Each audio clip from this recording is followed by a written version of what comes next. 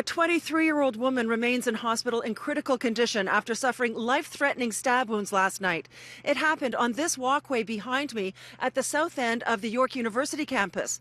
A fourth-year student walking home last night came across the disturbing sight of the victim lying on the ground moments after she was attacked.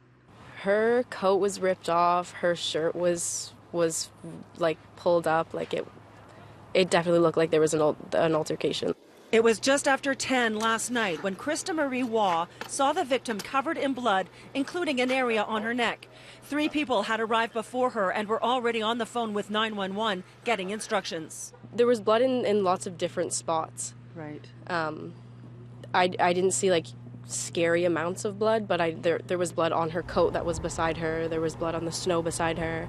I could hear she was moaning and stuff, so I knew she was conscious. Once we had lights on her and once someone had come on the phone with the 911 and was receiving instruction, I saw that she had like bubbles coming out of her mouth.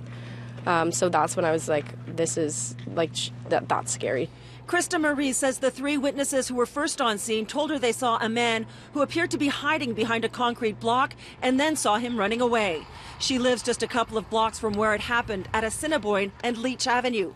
Today, police investigators spent much of the day searching the path area, which had been open to pedestrians earlier this morning, but then taped off again this afternoon. Because of information that has come to light, certain areas of that walkway and that area that was cordoned off earlier have been cordoned off again to continue their investigation.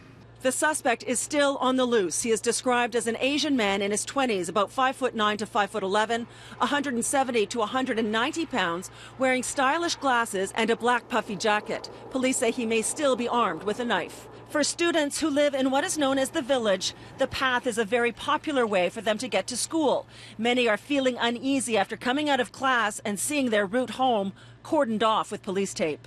Yeah, and it's quite spooky, to be honest. Yeah, especially if you live in the area. Yeah, it's pretty scary because I use this path every day to get to school or to use the subway, and to know that I just missed it by 30 minutes is it's pretty crazy. Daniel Ho tells me he got home about half an hour before it happened and says it's too bad his security camera on the outside of his house doesn't work. While it's not clear if the victim is a York student, the university did put out a security bulletin to the community this morning, saying in part special attention to the south end of the campus by York Security has been actioned. York Security has increased patrols in the area. Police would not elaborate on what the new information they received this afternoon is, but investigators spent a couple of hours searching the snow in this area using a metal detector. And now the Forensic Identification Services truck has arrived on scene. At last check with police, the victim's condition had not changed.